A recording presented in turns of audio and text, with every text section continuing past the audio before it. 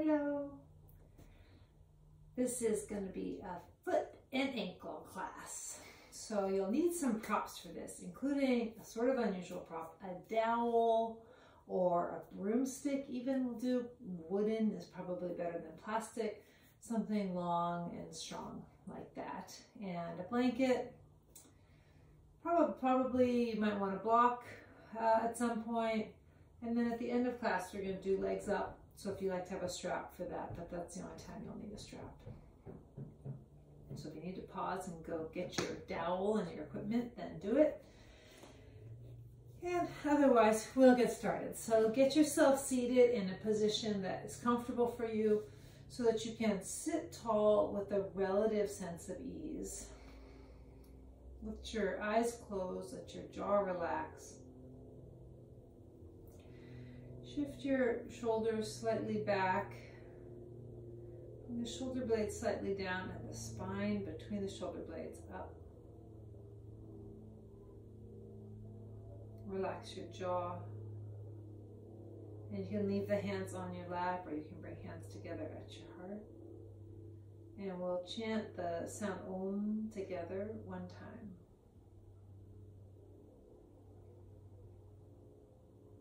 Om.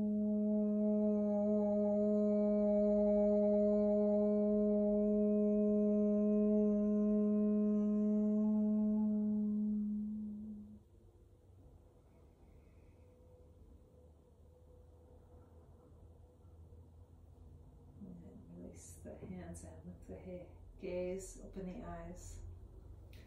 So we're going to start standing with our dowel and with a blanket on the sticky mat. That's, if you have carpeting, you may not need the blanket, but if you're on a hardwood floor like I am, the blanket will just help your dowel be a little bit more stable. So I'm going to put down a blanket lengthwise on my mat. If you have carpeting, again, this step is probably not so necessary. So take your dowel or your broomstick, if that's what you've got, and put it crosswise on your mat. And then take your right foot, step it on the dowel, and just lean a little into it. Step sort of the ball of your foot right across from the big toe to the pinky toe, and then lean back a little, lower the point of contact and lean forward, put a little weight in it. Hopefully not excruciating, but just getting some weight in here. Step a little bit lower, more into the arch. You will find that there are points of contact that are more intense. I'm just working my way down toward the heel. And there are points of contact that are less intense. So you can really moderate it by keeping more weight on the back leg, putting more weight in the front leg. And then if you're on a broomstick, it won't roll, but if you have just a plain old dowel, you can give it a couple rolls and just roll it out. Good, and then release. We'll start at the top of the foot, right on the base of the toes. Put a little weight in there. And then come back, a little weight. And just work your way bit by bit down the length of the foot from the toe direction toward the heel direction. Our little feet work hard for us all day long. So it's not surprising that there's a good amount of tension and sensation in there. So we're just stimulating, stretching, waking up, not trying to, torture ourselves. We're just getting some movement. And then if your dowel will roll, if you're using a dowel, roll it a few times back and forth from heel to toes, heel to toes, heel to toes. And then release. And then just stand for a moment on your blanket or on your sticky mat. And maybe even close your eyes and just feel how much of your awareness is down in the feet after that sensation. Working with the dowel is just slightly uncomfortable enough that it's very stimulating, almost like a kind of acupressure. So hopefully now the feet are really bright in your mind's eye. Even without looking at them, you can really feel them down there underneath you, between you and the ground. Good, and then release. And now I realize that my dowel is not super visible on my blanket, so I'm going to take it off, but I think you should keep your blanket if you're using one. And turn your dowel lengthwise along the length of your mat. Now you can see it better. Now take your right foot. I'm going to show up close on the camera. If you have your foot here, you're going to go in this spot between the big toe, underneath, between the big toe and the middle toe. And then we're going to put it this way, between these toes, between these toes. So that's the idea. So take your right foot. You can have plenty of weight in your left foot. You can hold on to the wall or something else. Put the dowel between your big toe and your index toe and down, sort of follow that space toward the heel. Oh. Put a little weight in there, just stretch it out a little. And then move and put the dowel between the index toe and the middle toe and lean into it a little, stretching the arch of the foot in this way, from left to right. Switch again between the middle toe and the ring toe. You can gauge how much pressure you can take, how much pressure your foot can take. And then between the pinky toe and the ring toe, getting in there. Good, and then release and switch sides. And put the dowel between your big toe, index toe on the left foot. Put some weight in there. And again, it's up to you how much you can really put a lot in the dowel leg, or you can put a lot in the standing leg. And then move between the index and the middle toe. You can look at your feet, and it's good to check that the alignment is right, but you can also lift your gaze so that you're not just using your eyes, but you can also use your nervous system. Move the dowel again to feel what the feet are up to. And then one more time between the ring toe and the pinky toe. That's not a very cooperative action on my foot.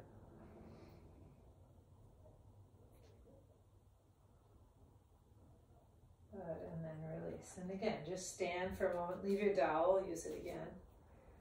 You can have feet right together or a little bit apart, whichever you prefer. Let your eyes close.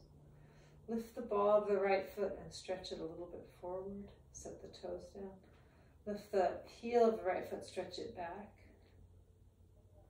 Lift the ball and toes of the left foot, stretch them forward. Lift the heel of the left foot, stretch it back and set it down. So the feet should just be getting more and more alive in your field of awareness. Good. And then open the eyes, release. Now this is a fun one, and I've taught this in class back in the olden days when we were all indoors together, but the olden days. But now we're going to try to walk on the dowel. So you might like to be near a wall, but you don't need it. It's kind of fun. And actually, this is a great way to work on balance. And you just do sort of like tightrope walking. You might find it very helpful to bend your knees, and you just walk down the length of your stick. Now you might definitely find it helpful to look at the ground. And then when you get, this is much easier with the broomstick because it doesn't roll so much. And when you get to the end, see if you can walk backwards. Keep the knees bent, knees a bit forward, hips back. It's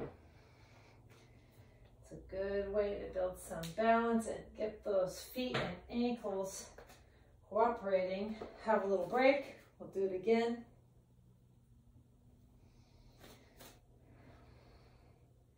And really wakes up the feet. See if you can lead with the opposite foot. For me, my dowel is an odd number of steps, so I'm going to start with the left foot this time and just see what you can do. See if you can balance it. It's good, like tightrope walking. Walk yourself down the dowel. And then when you get there, see if you can walk your way back. Keep the knees bent, hips bent. Of course, you can keep your little feet on the ground as needed.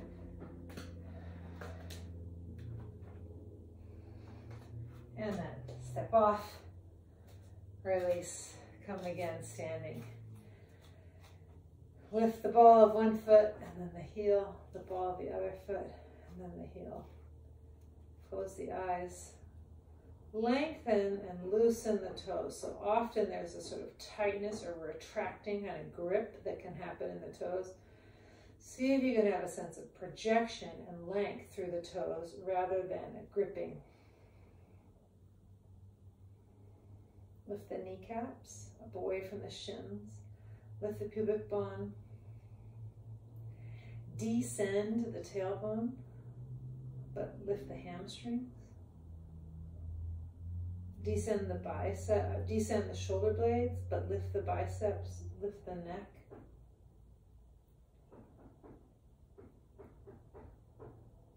And then release. You can set the dowel or the broomstick aside. We are done with it for now. A great yoga prop, very fun to play with, very fun to experiment with. So now we'll just do a couple more just simple things with the feet. So first, bring all the weight onto the inside edges of your feet. See if you can lift the pinky toe and the outer heel, and then roll to the outside edges. If you've twisted your ankle recently, be careful with this. Don't overdo it because this is kind of the position of a twisted ankle. Now, this is a good, if you are an ankle twister, just stay here, work on this one. Contract and build strength in the outer shin. Otherwise, go back and forth, just rolling. Inside to outside, outside to inside. You can think of it more, when you come to the inside edges of the feet, think of lifting the outer ankle up, so you're strengthening the outer ankle. And when you roll to the outer foot, think of lifting the arches, so you're strengthening the inner ankle. So you think of it more as the strengthening action rather than the extending or stretching action. Good, and then release. And now, front to back. You can actually hold on to something if that feels more stable for you. Lift the balls of the feet.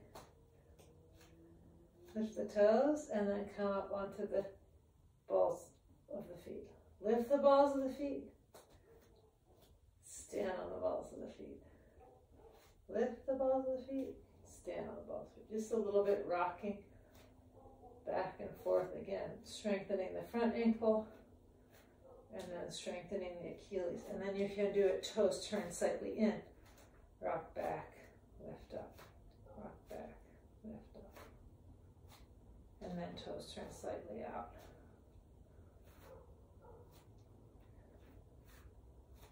Good, and then release.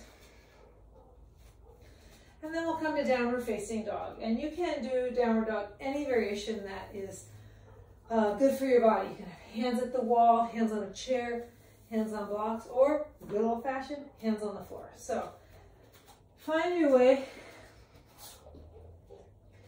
to your hands and knees. Turn the hands a little bit out, spread the fingers. Turn the toes under. Draw the navel in. Push the hands, lift the hips, lift the knees.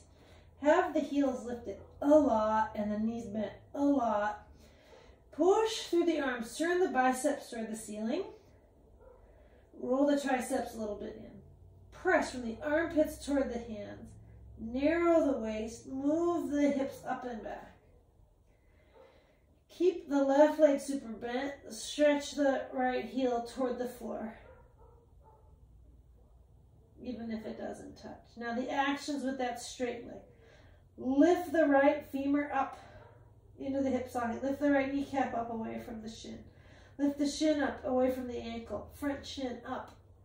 And then resist the heel down. So the heel doesn't plop down. It resists against the lift of the shin, the lift of the knee, the lift of the femur, and then bend. Switch sides. Lift the right heel and lower the left heel, straightening the left leg. Lift the shin, lift the kneecap, lift the femur, lift the hip. And see if you can't lower the foot down. And then lift both heels, bend both knees. And then start to press the femurs back and up, shins back and up. And slowly stretch the heels down to or toward the floor. Keep pressing, femurs back, very top of the femur presses back. Shins press back. Knees lift up, femurs lift up. Shins lift up, toes project forward toward the rest so the sole of the foot is long. And then plant the feet, walk the hands back toward the foot direction. Feet at least hip width apart. Turn the toes in, heels out. Release down, Uttanasana. If you can straighten the legs, straighten the legs. If the knees need to be bent, then bend the knees. Let the back of the neck be long. Push through the feet.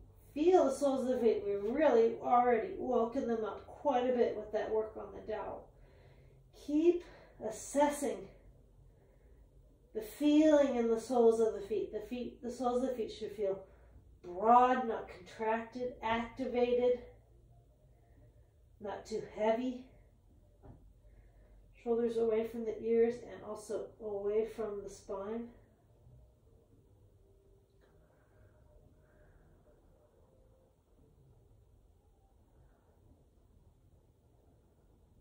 And then hands to your hips. Inhale and come up. Step the feet together and be standing again just briefly in Tadasana. If you feel stable enough, let your eyes close. If you feel wobbly, try bringing the feet a little wider apart and then closing the eyes. Often in yoga, we work with the eyes open to help us stay alert and in the room and prevent us from sort of wandering off in the sort of internal mental landscape that can take over. But in this moment, see if you can use the closing of the eyes to feel a little more keenly into the feet, to take all that visual data temporarily off the table and feel how much sensation and life you can perceive in your feet, and then let the eyes open and release. And we'll come down to sitting, so I'm going to reclaim my blanket and fold it back up. So you might like to have a blanket or even a bolster, something comfortable to sit on. Before I sit down, I'll show again up close on the camera this next action that we're going to do. We're going to take our fingers and weave them in between our toes.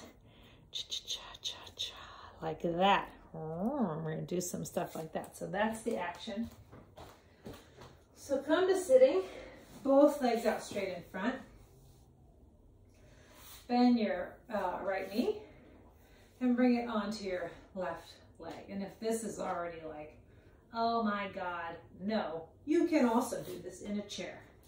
So that would be fine. If the sitting is the issue, then sit in a chair or even on your sofa.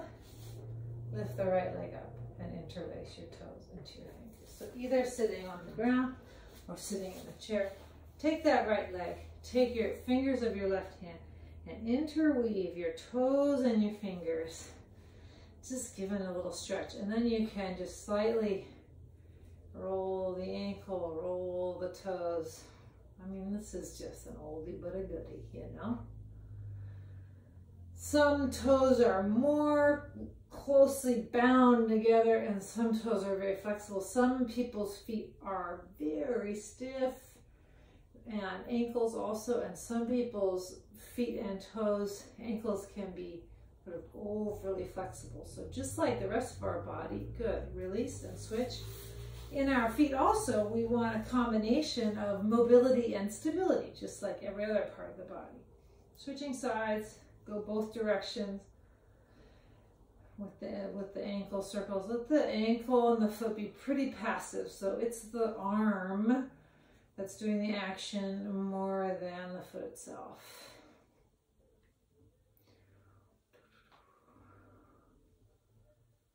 Good, and then release, whether you're in the chair or on the floor.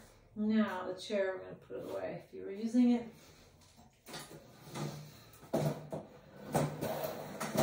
We're going to do this good old-fashioned calf smashing. So again, if you're on a hardwood floor, you might like to have your blanket down for a little extra comfort. This is another one that I learned from my friend Christina Sell. So take your left leg and cross your shin over your right leg. This is what it looks like. I'm using the hard, bony front of one shin to press into the soft, fleshy back of the other calf. So take the one shin way up high by the back of the knee, as close as you can to the back of the knee, and then start to walk the weight of your hips back. You can very much keep weight in your hands and rock a little side to side, and you'll feel it how your body weight and that bony little shin presses down and smush those little tissues. Good. Lean forward, and then just like we did with the dowel, walk your shin a little bit further down, just a tiny bit, because we're going to inch our way down, literally inch our way down. As before, you will find that some areas are much more responsive or much more sensational, so to speak, than others. And then move the shin back. Keep working your way down bit by bit. And work your way down toward the ankle.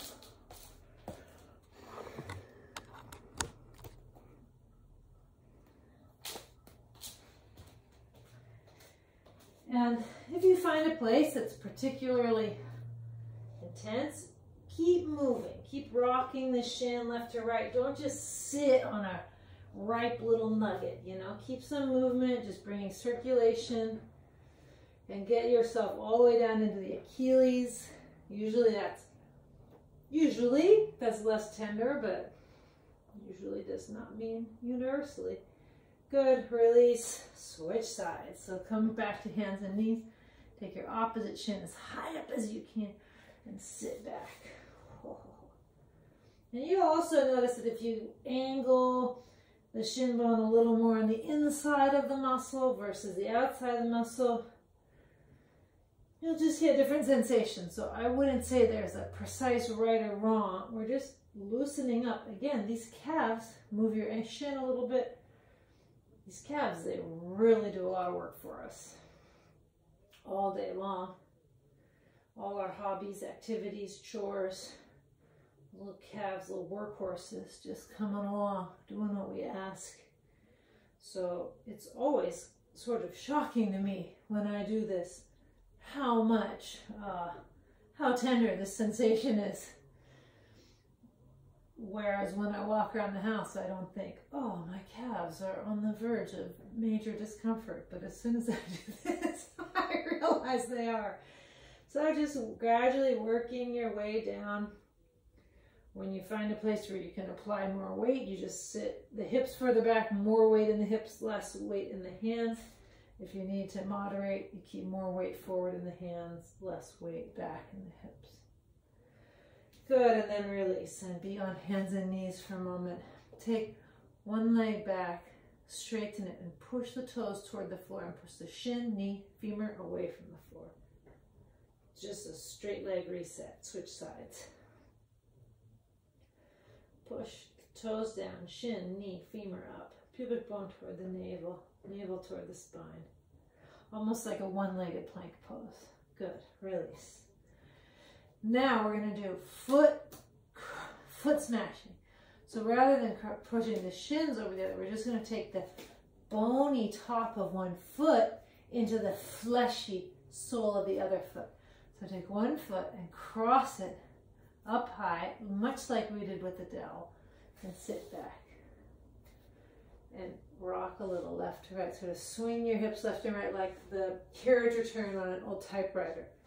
And then after a few wiggles, move the bony top of one foot a little down toward the toes, and just work your way down the sole of the foot toward the toes. Just a few side to sides per spot. It's also a way to learn about where your body has tension in the feet, because I think probably we feel it more in the feet than in the calves, but there can be quite a bit of, there's so many muscles in there, and be quite a bit of tension. Switch sides. Start up near the heel. Just work your way down using the bony top of one foot to get into the fleshy sole of the other foot.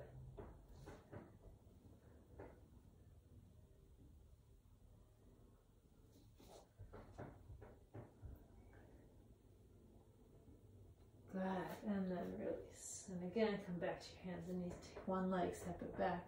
Push the toes down, knee, shin, knee, femur toward the ceiling, pubic bone toward the navel. Push through the arms, navel in. Roll the biceps away from each other. Shoulder blades down the back, long neck. Switch sides. The straight leg kick from the heel toward the toes, toward the floor. Shin presses away from the floor, kneecap away from the floor, femur away from the floor, pubic bone toward the navel, navel toward the spine. Push through the arms. Roll the biceps apart. Shoulder blades go down the back. Spine between the shoulder blades goes toward the crown of the head. Good, and then release. Now turn the toes under. Bring the feet right together so the big toes are touching. This is slightly unpopular. I'm just going to warn you. Start to sit. This Vajrasana with the toes turned under. See if you can sit back into a squat. So you might not get the butt to the heels. The big stretch on the soles of the feet, big stretch on the Achilles. If you're kind of close, you can put a blanket. You put your blanket between your heels and your buttocks. You could put a block, a bolster. See if you can get far enough back that there's some contact between your buttocks and a block, your buttocks and the bolster, the blanket, or on your heels. As before, you can mitigate the intensity by leaning forward and having a lot of weight in the hands. If you think you can tolerate it, bring your hands up to your knees. So you're just leaning forward a little bit. But try not to be leaning forward like out of misery and desperation.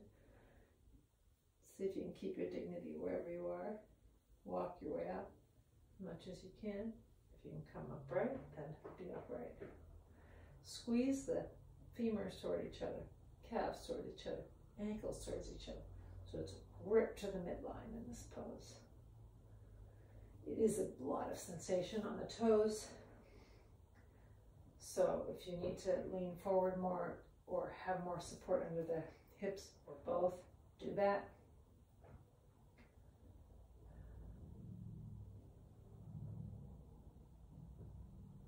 Good, release. And then stretch the feet back. Touch the toes together. So one thing, we're going to do Vajrasana now, which is sitting back in this way. It's just generally, I would say, not as bad as with the toes turned under. But for some bodies, this will be really too much. So again, you can just go back as much as you can. You can have a bolster or block or blanket between your heels and your buttocks so you can be up much higher. If where you really feel this is in the front of the ankles, if your front ankles refuse to lengthen, put a blanket or 2 or 3, as many as necessary, under the shins and let the tops of the feet lengthen. Learn to lengthen in that way.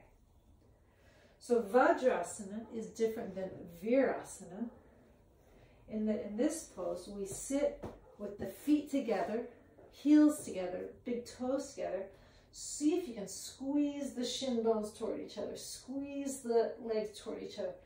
Again, really hugging the midline of the body. You can be quite forward, a little bit forward, or all the way up.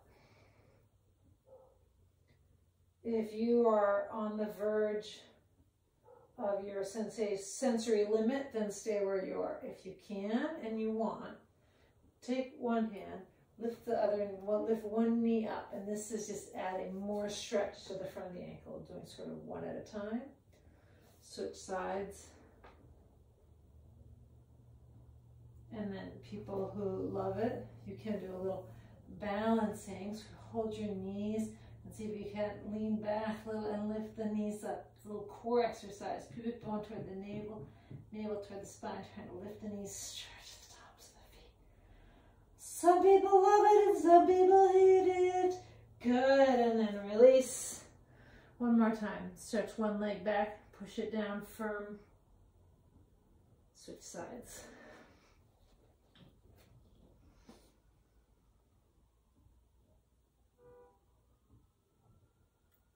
And then release.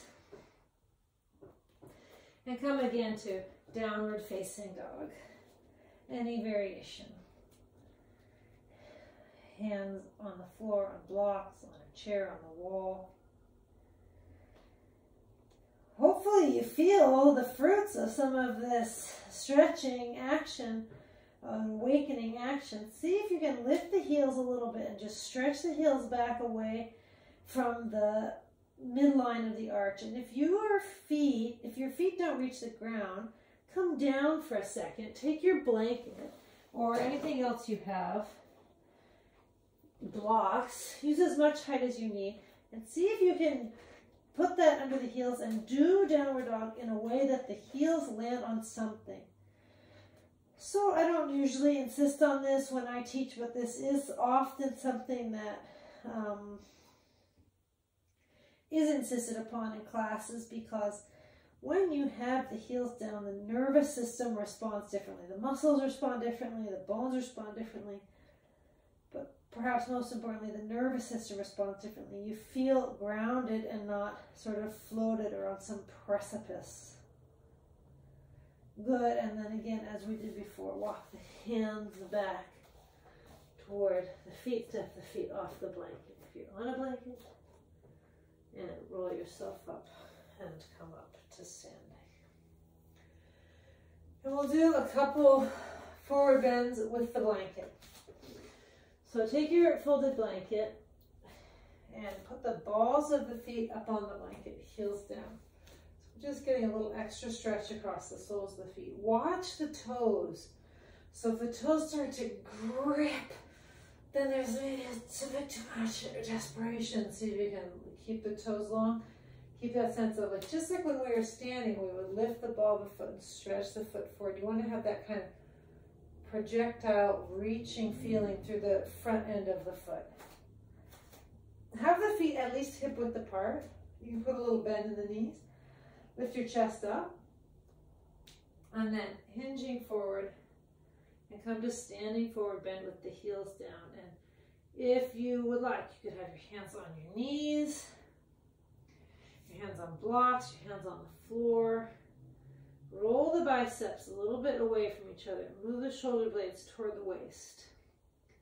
And move the spine between the shoulder blades and the neck forward toward the crown of the head. Keep the toes reaching. Lift the kneecaps. Lift the inner thighs, inner groins. Draw the navel in, move the top of the femur bones back, and the chest, sternum forward. Long waist, long neck. Feel the sternum and the collarbone come toward the skin and forward away from the navel. So if it feels to you that your collarbone or your sternum are getting sucked in, raise your hands higher up. Walk your hands higher up. Keep exploring until you feel that the sternum can go from bottom to top, come toward the skin. Collarbone can broaden from left to right, right to left. Good, and then put a bend in the knees and come up to Stand for a moment, either feet a little bit apart or feet right together. Then we'll just do a little heel toe, heel toe. So lift the heels, bring the heels apart. Lift the balls of feet, feet apart. Do it a couple times.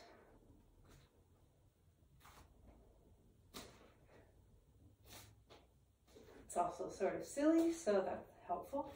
Sometimes we don't do very many silly things. Sometimes a whole day can go by and you forgot to do anything silly. So now you can check that off your list today. Then we'll go. Just do some little sideways walking back and left and right, left and right, left and right.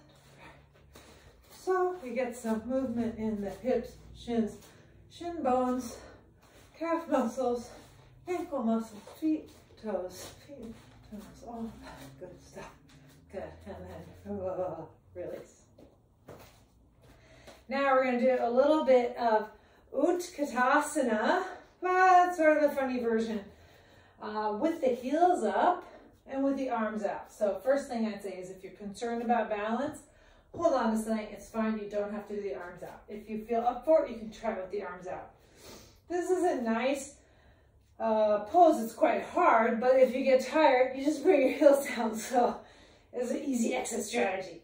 I'll show you one time and then we'll do it together. So I'm going to extend the arms out. So I push through the arms like plank pose, navel in, and then I'm going to push through the balls of the feet. Start to bend my knees and lift the heels. And then the knees go forward, the hips go back. Keep the navel in. Come into Utkatasana. And then come back up and lower down. So that's the plan, but we're going to hold it a little bit while we're there. It's good strength. Like we were saying at the beginning, we need flexibility and we want flexibility in the feet and ankles, but we want strength in there also. So hopefully we can have best of both worlds. Feet right together or a little bit apart. You could also use a block between the knees to help stabilize the knees. Extend your arms forward. Push a little like plank. Turn the biceps toward the ceiling. Shoulder blades down. Navel in. Now, start to lift the heels, bend the knees, lift the heels. See how much you can lift the heels. Really lift the heels, bend the knees, keep the navel in. Start to sit the hips down and back. Knees forward, heels up, up and forward. And then see if you can come up, keep the heels up. Lift the arches, lift the pelvic floor, lift yourself up, and then keep lifting up and slowly lower the heels down so you land with a whisper. No one heard you, no one hears you land. Okay, we're gonna do it again. Extend your arms forward, push a little like plank, navel in. Start to lift the heels and move the knees forward, move the hips back, navel back. Pits of the knees, feel the back of your knee pushing toward the kneecaps and pull the hip pits back. Knee pits forward, hip pits back. See if you can lift the heels a lot. How much can you lift the heels? And then keep the heels lifted and slowly push down to get up, push down to get up, push down to get up, and lower. And release the arms.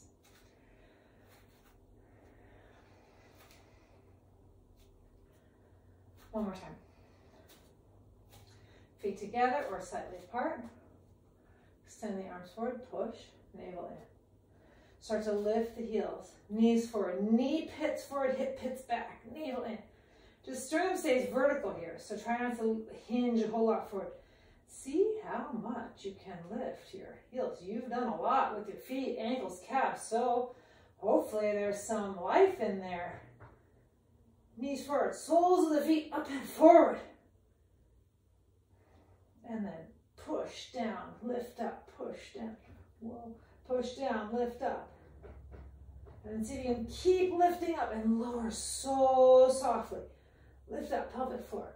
Lift up, diaphragm. Lift up, chest. Land lightly and release. So if you notice that the landing is really hard and you plump down, that's a good thing to pay attention to, because very often when we're coming up, we can generate a certain amount of force, but as soon as we start to come down, we just plop. So you can work on much lower lift, lower control, and always the secret is the opposite. To lift up against your own weight and see if you can lower down lightly on the way back down. Good. And then release. So, one more pose. You might want your block for this, or even 2 blocks.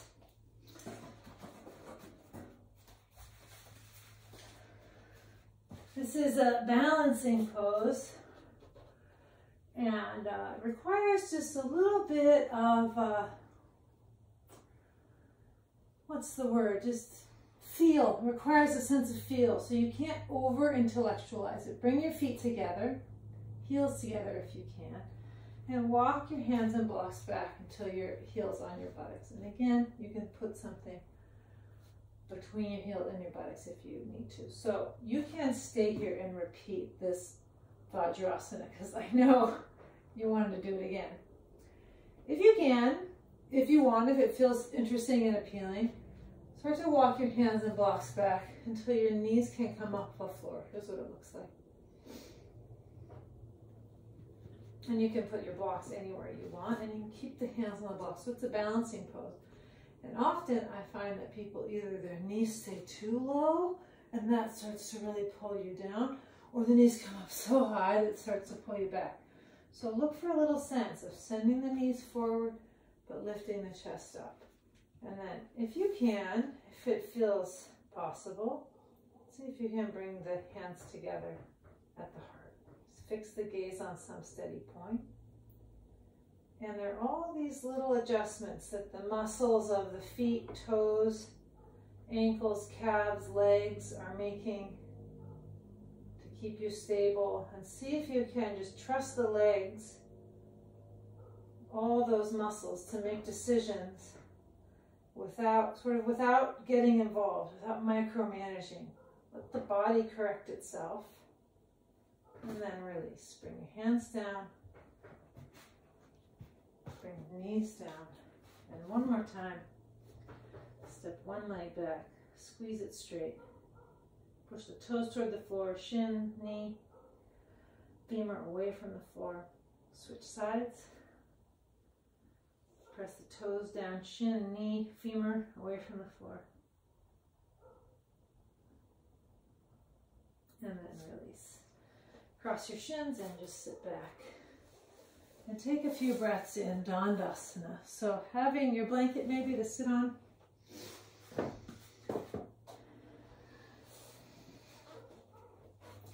Stretch the legs out straight in front.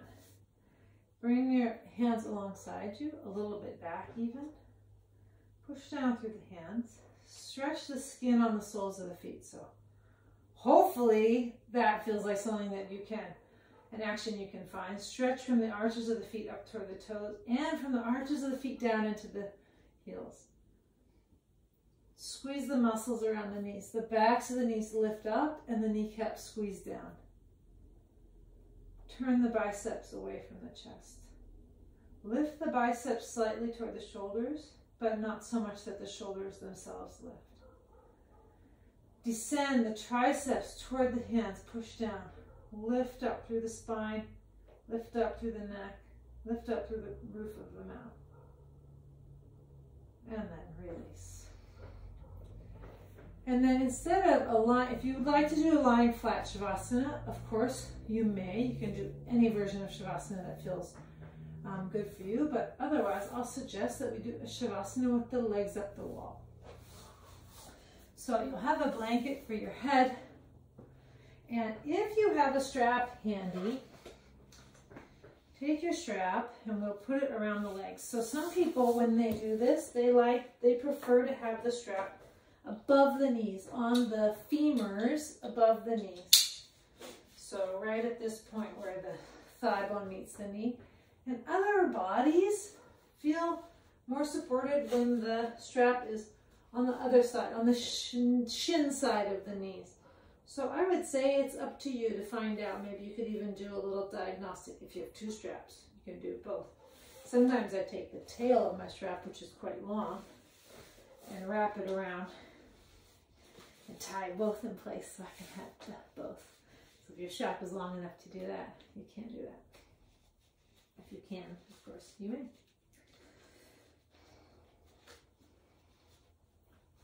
And then it's a little bit funny because you're all tied up, but bend your knees and scoot right up against a wall. You could also use a door or even a tall piece of furniture the side of a bookshelf.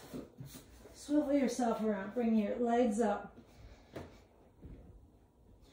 If your body finds it uncomfortable to be right at the wall, which is often the case, scoot back a little. Just keep scooting back a little until the distance between your pelvis and the wall feels like your legs can straighten, your legs can relax. And then bring your arms out a little bit away from the body so your armpits aren't crowded.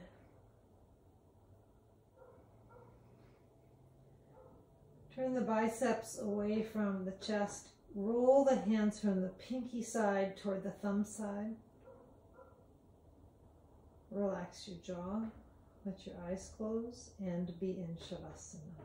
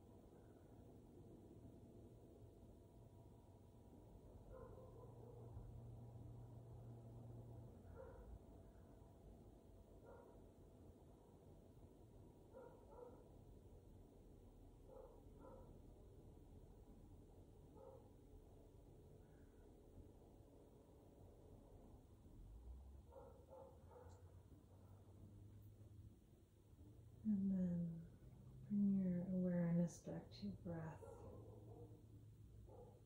Let your toes wiggle a little. If you can reach your strap, you can just reach up and undo your strap. Let the knees bend a little. Let the strap come to the side and just crisscross your shins and let the feet slide down the wall. Let the knees rest on the wall. You let your hands rest on your chest or your abdomen.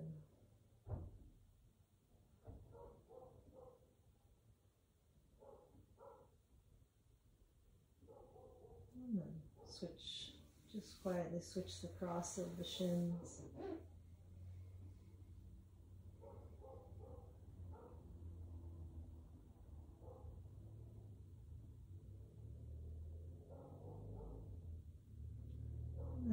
Roll to one side. And gently press yourself up.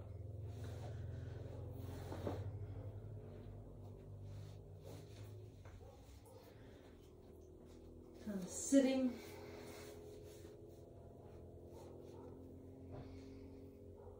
We'll end with 3 rounds of Om. Take a breath in.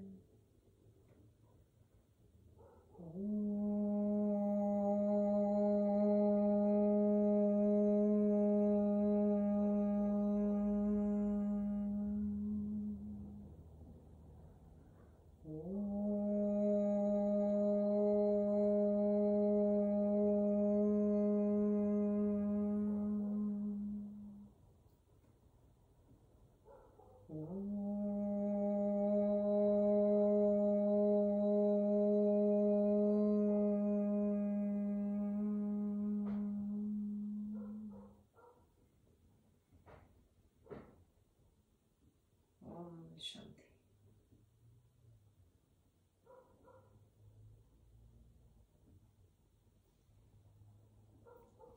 Thank you. Thank you for practicing. I hope your feet feel good. I hope you feel good.